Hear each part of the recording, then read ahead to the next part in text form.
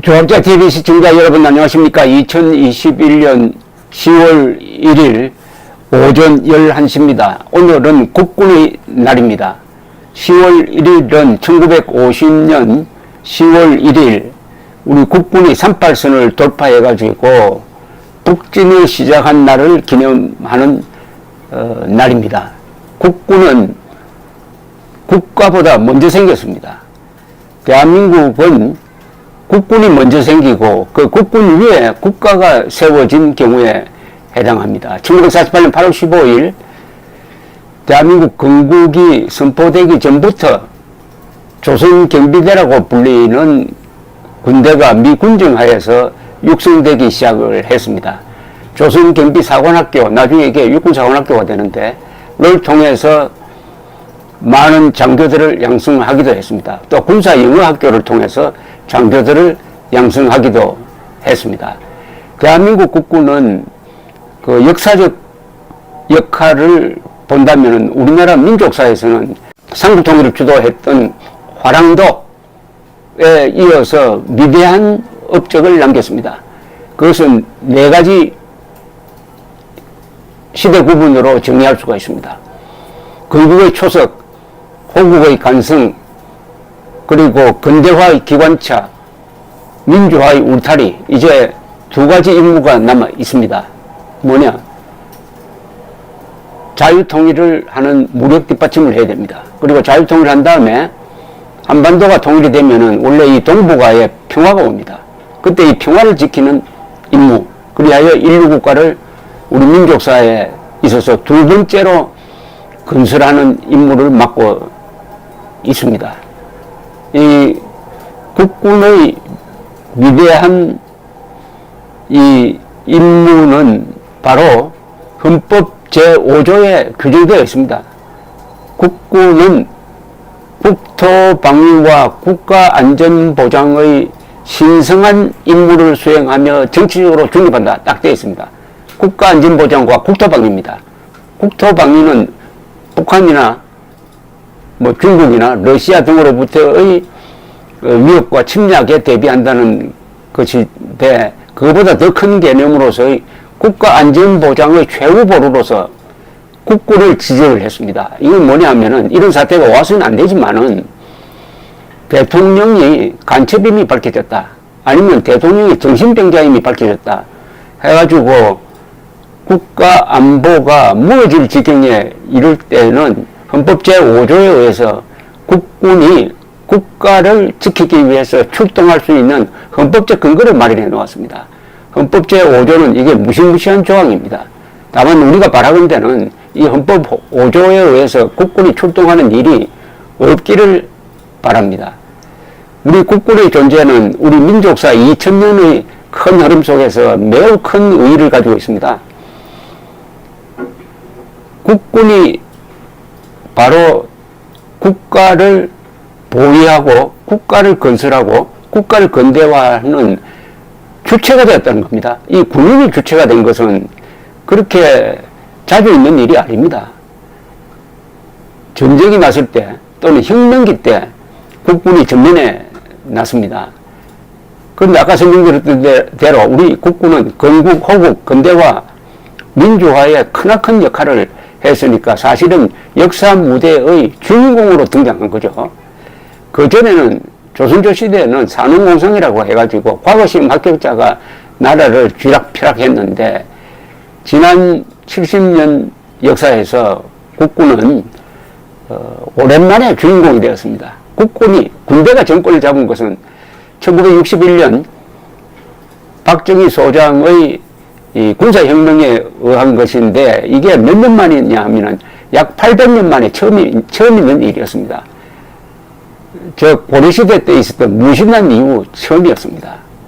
그리고 국군이 역사 무대의 중심을 잡음으로써 자주 국방이 또는 상무정신이 다시 재발견되게 되었습니다. 우리가 원래 상무정신이 강한 나라였습니다.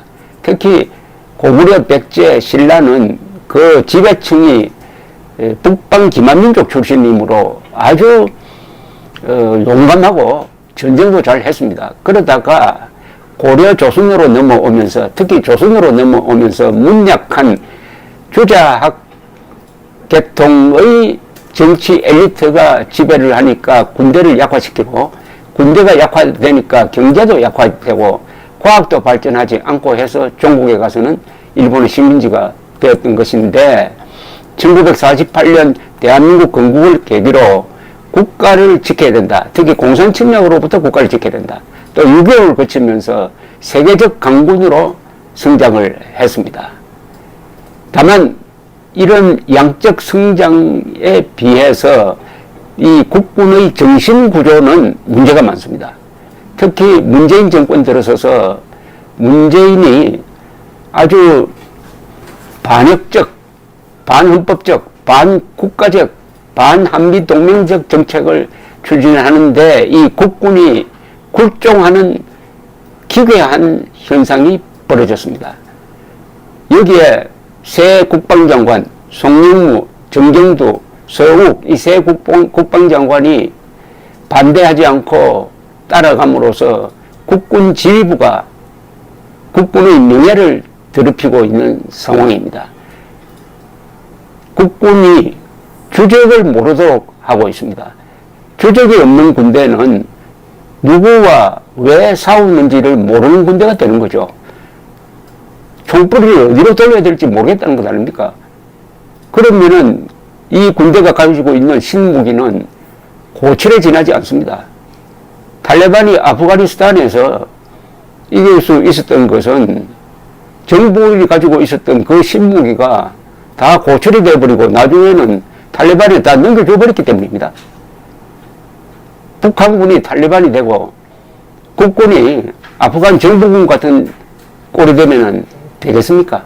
지난 70년 동안 대한민국은 국민국가를 만들고 지키고 싸우고 땀 흘리고 하는 과정에서 우리 민족사에서 실종되었던 4개의 정신을 재발견했습니다.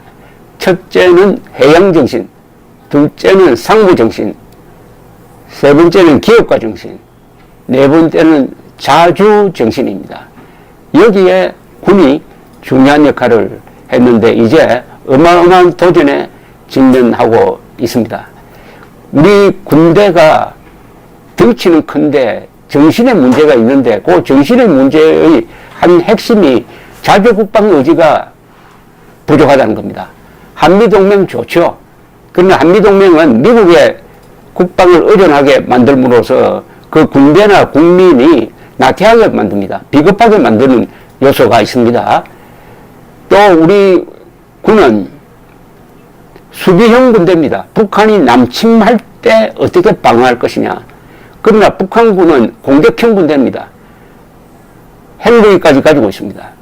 이 핵무기와 남한의 종북 세력을 결합시켜서 어떻게 하면은 기습작전을 펼쳐가지고 서울을 포위하고 서울을 포위한 다음에 현 위치에서 휴전하자는 제안을 해가지고 스스로 굴복하도록 만드는 이런 꾀를 펴고 있는데 우리 군대는 계속 수비형 전략만 세우고 있습니다. 이 수비형 군대가 공격형 군대에 무너진 예가 수도 없이 많습니다. 월남도 그렇고 아프간도 그렇고 2차 세계대전 때 1940년 5월 히틀러의 전차군단이 프랑스를 쳐가지고 6주 만에 프랑스를 무너뜨린 거, 이게 바로 좋은 예입니다. 프랑스는 그때 수비만 하고 있었습니다. 그러나 독일군은 여러 가지로 불리한 여건 속에서도 공격을 선택을 했습니다. 지금 북한군이 공격형 군대고 우리 국군은 수비형 군대입니다. 수비를 한다고 하면은 그때부터 나태해집니다. 그리고 무사안일하게 되고 관료형 군대가 됩니다. 군대가 가장 타락할 때가 관료형 군대가 되는 겁니다. 전투형 군대가 되어야 될 텐데. 그러나 북한은 핵무기까지 가지고 있으면서 항상 공격적으로 나옵니다. 이 공격형 군대는 물론 자기 실력보다 더 큰 모험을 하다가는 자멸하는 수가 있습니다. 반대로 이 수비형 군대는 막강한 전력을 가지고 이길 수 있는 전력을 가지고 있으면서도 이것을 써먹지 않아 가지고 또한 자멸하는 수가 있습니다. 우리는 국군이 다시 자주국방 의지를 회복하기를 바랍니다. 자주국방이라는 말을 만들어낸 사람이 바로 박정희 대통령 아니었습니까? 1960년대 후반부터 70년대에 걸쳐서 자주국방력을 건설해야 되겠다. 이제 우리가 총을 만들고 대포 만들고 탱크 만들어야 되겠다. 자, 그렇게 하려고 하니까 그런 산업 기반이 있느냐? 없다. 그럼 자주국방력을 건설하려면 뭐가 필요하느냐? 중화공업을 발전시켜야 된다. 특히 정보공업을 발전시켜야 된다. 이런 결론에 도달했던 것입니다. 그래서 1973년부터 박정희 대통령이 중화공업을 건설하자는 선언을 하는데 이 동기가 어디서 나왔느냐 하면은 자주국방력 건설에서 나왔습니다. 이 중화공업 건설이 성공해가지고 오늘날 대한민국이 존재하는 것 아닙니까? 제가 유럽 여행을 해보니까 말이죠. 한국 여권을 들이밀면은 그 출입국 심사를 하는 공무원들의 얼굴이 인상이 달라집니다. 아주 호의적으로 변합니다. 아, 한국 사람은 믿을 수 있는 사람이다. 마약 범죄, 테러 범죄와 아무 관련이 없는 사람이다. 왜 이렇게 한국에 대한 좋은 인상을 갖게 되었을까요? 제가 유럽 여행을 하면서 느낀 게 있습니다. 유럽 뭐 호텔에 가든지 사무실에 가든지 어디를 가든지 메이드 인 코리아가 있는 거예요. 자동차, 그리고 휴대전화, 냉장고, 텔레비전. 그러면은 이 제품이 잘 작동하고 하면은 자연히 한국에 대해서 좋은 인상을 갖지 않겠습니까? 문재인이 잘해서가 아니라 우리 기업인들이 잘해서 지금 한국 여권 가지고 있으면은 세계에서 노비자로 갈 수 있는 나라 숫자가 세계에서 보통 랭킹 3등입니다. 1등 일본, 2등 싱가포르, 3등 독일, 한국 이런 순서가 지금 계속 유지되고 있습니다. 이 경제발전의 동기가 자주국방을 하려고 몸부림치는 과정에서 중화공업 건설을 하고 그리하여 오늘날의 번영의 토대가 되었다. 이게 얼마나 감동적인 스토리입니까? 처음부터 중화공업을 목표로 한 게 아니고 우리 땅은 우리의 자유는 우리 힘으로 지켜야 되겠다는 그 의지에서 나왔고 그 의지를 관철시키는 과정에서 하늘이 도왔는지 우리 도왔는지는 모르지만은 중화공업으로 세계 수출 6위 7위 하는 나라 그리고 공업 생산력은 세계에서 5등 하는 나라를 만들었습니다. 공업력이라는 게 바로 군사력입니다. 다만 여기에 플러스 하나가 더해져야 됩니다. 공업력 플러스 자주국방 의지가 있어야 그 나라가 진정한 강대국이 되는 것입니다. 국군이 나를 맞아가지고 그다음 오늘날의 이 위대한 군대를 만든 그리고 피땀 눈물을 흘린 분들의 노고에 감사를 드리면서 국군이 제발 좌파 정권의 하수인이 되지 말고 헌법 제5조에 충실하는 군대가 되기를 바랍니다. 감사합니다.